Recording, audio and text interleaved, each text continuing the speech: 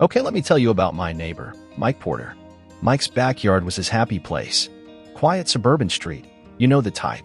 Not a huge yard, but he kept the lawn neat, had some nice flower bushes, and the crown jewel, this massive, gleaming stainless steel grill right in the middle of his patio. That grill wasn't just for cooking, it was like the neighborhood's social hub. Every weekend, you'd smell those smoky ribs, juicy burgers, whatever masterpiece Mike was grilling up, wafting down the street. People would just gravitate over there. It wasn't weird to see half the block hanging out in his backyard, laughing, chatting, enjoying the food.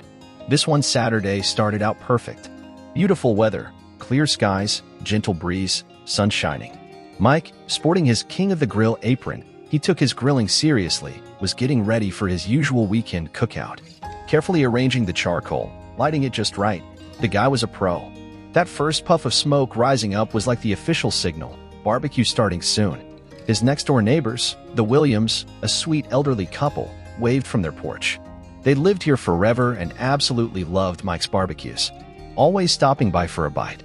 Across the street, the Miller kids, maybe 10 years old tops, hopped on their bikes, probably hoping to snag the first grilled hot dogs. It was just a typical, happy neighborhood scene. Then, things got weird.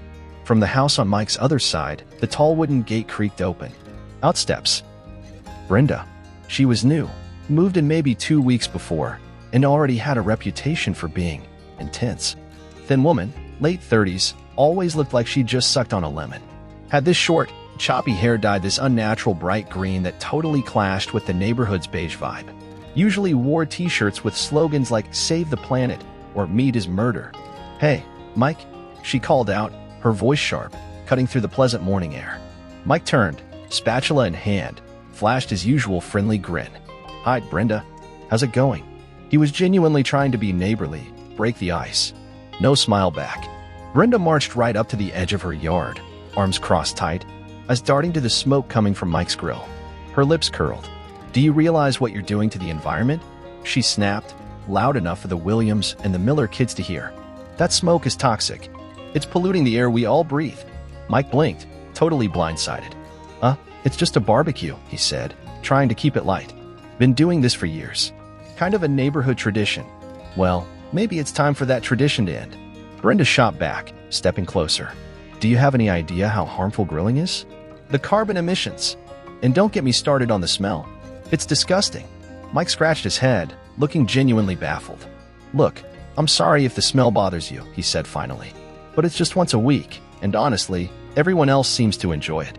Brenda's eyes narrowed. "Everyone else doesn't matter when it comes to the health of the planet," she hissed. "I'm not going to stand by and let you poison the air with your primitive habits." By now, a few of Mike's friends had shown up, parked their cars, started gathering on the patio. They were all exchanging awkward looks, not sure what to do. Mike, always the peacemaker, tried again. "Look, Brenda," he said, keeping his voice calm. "I respect your beliefs, but I'm not breaking any rules here. Just grilling food, hanging out with friends.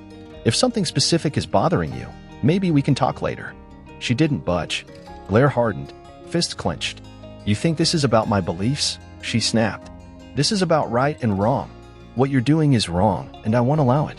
And with that, she spun around, stormed back into her house, slammed the door. Silence on the patio. Then someone muttered, "Whoa." Intense. Nervous laughter rippled through the group. Mike forced a smile, but you could tell he was rattled. His gut was probably telling him this wasn't over. The barbecue went on, food was great, company was good, laughter eventually drowned out the tension.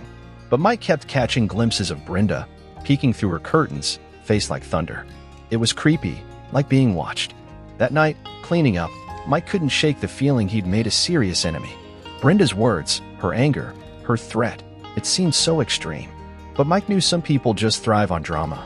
Little did he know, Brenda's grill hating was just the beginning. She was about to turn his peaceful suburban life upside down. The next morning, Mike woke up to the usual Sunday sounds. Birds, distant lawnmowers, the Miller's dog barking. Peaceful.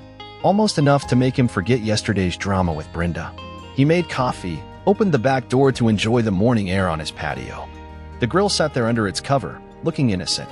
Mike tried to convince himself Brenda's outburst was a one-off. People get passionate, right? She probably calmed down. But when he went out front to grab the newspaper, something was off. Tucked inside the paper was an envelope. No stamp, no return address, just his name and address typed neatly. Weird. He opened it. Inside, a single sheet of paper. Bold logo at the top, the neighborhood HOA. But the message? Anything but official. Dear Mr. Mike Porter, it read. It has come to our attention that your recent outdoor activities violate the HOA's environmental and air quality regulations. Effective immediately, barbecuing on your property is prohibited, contribution to air pollution and disruption to community harmony. Failure to comply will result in fines and potential legal action. Sincerely, HOA Environmental Standards Committee. Mike read it again. And again. HOA Environmental Standards Committee? Air quality regulations? He'd lived here for years, went to the meetings, read the newsletters. Never heard of such a thing. This had to be fake. A fabrication. And he had a pretty good idea who was behind it. Vanessa. He grabbed his phone, dialed Bob Davis, the HOA president. Bob was a friendly retiree, always reasonable. Morning, Mike. What's up? Bob answered cheerfully. Morning, Bob. Hey, got a weird question. Did the HOA suddenly ban barbecues? Something about air quality? I got this letter. Mike explained, trying to sound calm. Pause on the other end. Then a chuckle. Barbecue regulations? That's news to me, Mike. We've never had anything like that. Send me a copy of that letter, will ya? Mike scanned it and emailed it over. His phone rang again almost instantly. Well, Mike, Bob began, sounding more serious now. I can confirm this letter did not come from the HOA. We don't have an environmental standards committee, and we sure as heck haven't banned barbecues. Looks like someone's trying to pull a fast one. Scare you. Mike sighed. Yeah, I have a pretty good idea who. Let me guess, Bob said knowingly. Brenda. Bingo. Bob let out a long sigh. Already had a few complaints about her trying to enforce her own made-up rules. She's new, but she's making waves. Look, I'll talk to her. Make it clear she can't impersonate the HOA. Thanks, Bob. Appreciate it, Mike said. He felt a little better knowing it wasn't official, but still angry. Brenda going to such lengths? It was petty, underhanded. He decided he needed to confront her directly, let her know this wasn't okay. That afternoon, he knocked on Brenda's door. Waited. Heard footsteps. Door opened. Brenda stood there, arms crossed, face guarded. Hello, Mike, she said, voice like ice. What brings you here? I think you know, Mike replied, holding up the fake letter. Care to explain this? Her eyes flickered to the paper, but she didn't flinch. Don't know what you're talking about. Got an issue with the HOA, take it up with them. Cut the act, Brenda, Mike said, patience wearing thin. I talked to Bob. He confirmed this didn't come from the HOA. It's fake. We both know you're behind it. Her jaw tightened, but she stayed silent. That silence was confirmation enough. Look, Mike continued, trying to keep his tone measured. I get you're passionate about your beliefs. But this isn't the way. You don't get to make up rules and harass neighbors because you don't like what they're doing. Brenda finally spoke, her voice low, venomous. What you're doing is harmful. To the environment, this community, me. If you won't listen to reason, I'll do whatever it takes to stop you. Mike shook his head, disbelieving. Is this really the hill you want to die on? Over a barbecue? Her glare hardened. It's not just a barbecue. It's a symbol of everything wrong with people like you. Selfish, ignorant, destructive. Before Mike could even respond, she slammed the door in his face. He stood there for a second, stunned by the sheer hostility. Finally, he turned and walked away. He'd let the HOA handle it now. But as the days passed, Mike realized Brenda wasn't backing down. That fake letter? That was just the beginning of her campaign against his barbecues. He had no idea her next move would escalate things in a way he couldn't even imagine. The next weekend rolled around, and Mike, despite everything, decided he wasn't going to let Brenda dictate his life. His sister, Sarah, and her little girl, Maya, were visiting. Perfect excuse for a low-key family barbecue. No big party, just the three of them. Surely that wouldn't set Brenda off, right? He hoped keeping it small would fly under her radar. The day started peacefully. Sarah helped with salad. Maya played in the yard. Mike prepped the grill, though he couldn't help glancing nervously at Brenda's house next door. Blinds shut, driveway empty. Maybe she was out? Relief washed over him. As he lit the coals, Maya ran over, holding up a dandelion. Uncle Mike, look. He crouched down, admiring it. That's beautiful, sweetie. Go show mommy. As Maya skipped off, Mike caught a weird smell. Not charcoal. Sharper, chemical. He frowned, turned back to the grill. Thin smoke curled up. Normal at first, but then it got thicker, blacker. The smell got stronger, acrid. Panic seized him. Something was very wrong. He stepped closer. Saw it then. An oily residue coating the grill edges. He lifted the lid cautiously. His blood ran cold. Tucked among the coals was something. Wires. A metal canister. Smoke billowed around it. He didn't need to be an expert to know what it looked like. A bomb. A crude, homemade explosive device. His first instinct, get away. He backed up slowly, heart hammering. "Sarah," he yelled, his voice tight with terror. "Take Maya inside. Now." Sarah appeared at the door, face confused, then alarmed. "What's wrong?" "Just do it," Mike shouted, grabbing the grill lid again, not thinking clearly, just needing to see.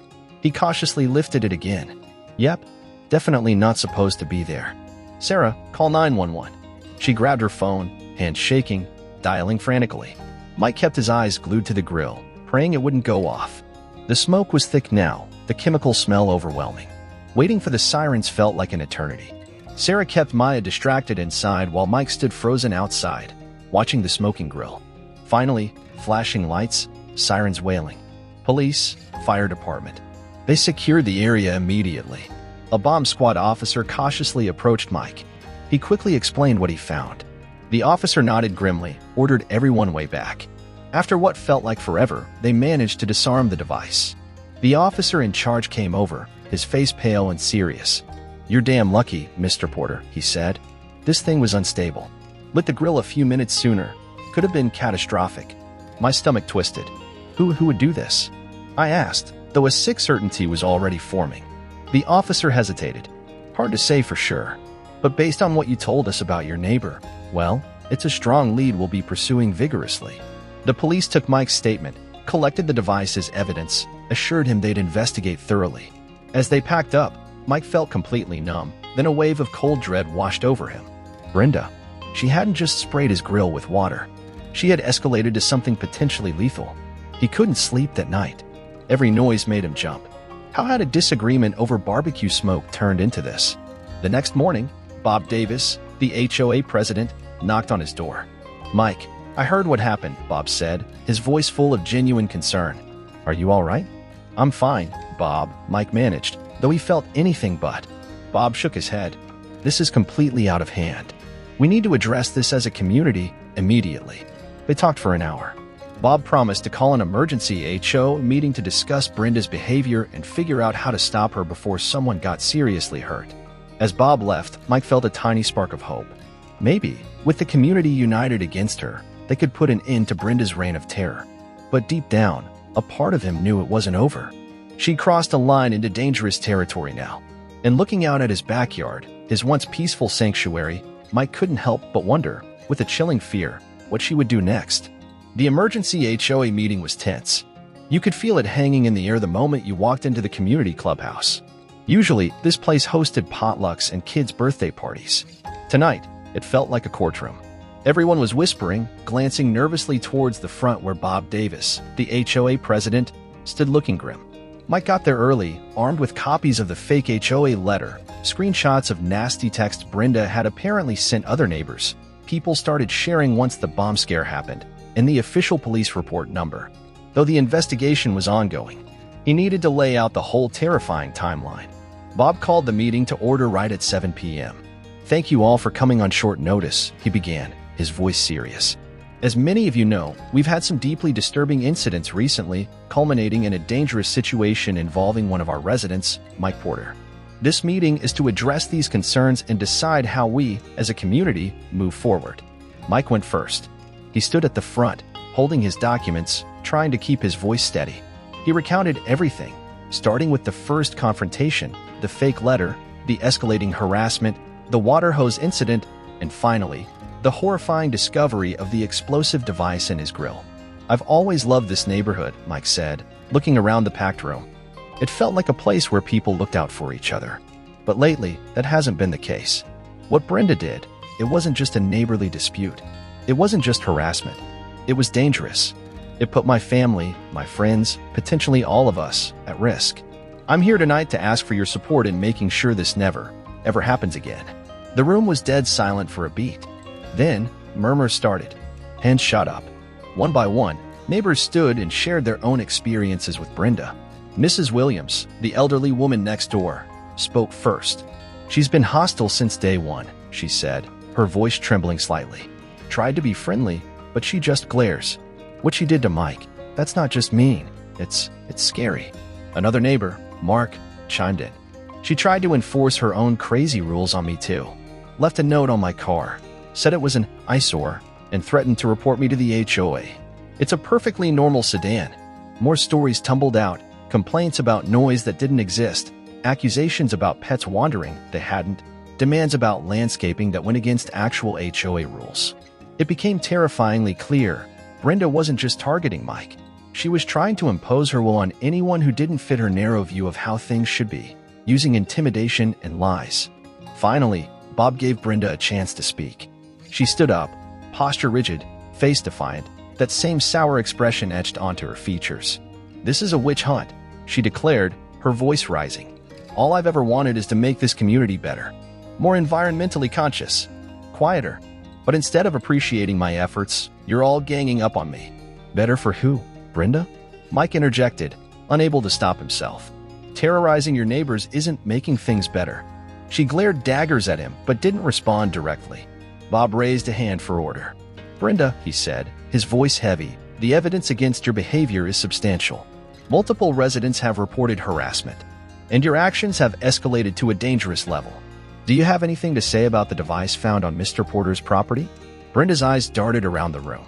For a split second, her defiance seemed to waver. "I had nothing to do with that," she snapped.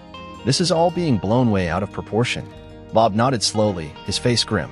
"The police investigation will determine the truth of that matter. But right now, tonight, we must address your documented behavior as a member of this community." The discussion went on for almost 2 hours. People debated, argued, shared more stories. Finally, Bob called for a vote on what action the HOA should take. The result was overwhelming, nearly unanimous. Brenda was hit with the maximum fines allowed under the HOA bylaws for harassment and violating community rules. Ironic, huh? Her voting rights within the HOA were immediately revoked, and she was placed on strict probation. Any further substantiated complaints about her behavior, any more harassment, and the HOA board would pursue legal action to force the sale of her house and remove her from the neighborhood. Brenda didn't wait for the final gavel. She stormed out of the meeting, slamming the clubhouse door behind her, leaving a stunned silence in her wake. For the first time in weeks, Mike felt a profound sense of relief. The community had finally stood together. They had drawn a line. Maybe, just maybe, things could start getting back to normal. In the days that followed, the neighborhood did feel different, calmer. People seemed friendlier, more willing to chat. Mike resumed his weekend barbecues, smaller at first, just close friends and the Williams couple. The laughter felt genuine again, the camaraderie restored. But the peace wasn't quite complete. Brenda was still there, next door, her blinds always drawn. She didn't harass anyone directly, but her presence was like a dark cloud lingering over the street. A few weeks later, Mike got the call from the police detective handling the case. "Mr. Porter," the detective said, "we've completed our investigation into the device found on your grill. The fingerprints recovered match Ms. Brenda Peterson. We also found materials consistent with the device during a warranted search of her garage. She's been arrested and charged with multiple felonies, including reckless endangerment, possession of an explosive device, and potentially attempted assault." The news spread through the neighborhood like wildfire. Relief mixed with disbelief. Brenda's house quickly went up for sale. Within a month, she was gone. New owners moved in, a cheerful young couple expecting their first baby. It felt like a fresh start for the whole block. On a sunny Saturday afternoon, Mike hosted his first big, full-scale barbecue since the whole nightmare began. The smell of smoky ribs filled the air, music played, kids ran laughing through the yard. The Williams brought their famous deviled eggs, the Miller kids helped pass out drinks, even Bob Davis stopped by for a burger. As Mike stood at his grill, flipping burgers, his sister Sarah leaned over. "Looks like things are finally back to normal," she whispered, smiling. Mike looked around at his friends, his neighbors, all gathered together, enjoying the simple pleasure of a shared meal, a sunny day. He smiled back, a genuine, relaxed smile this time. "Yeah," he said, feeling the warmth spread through him. "Yeah, I think they are."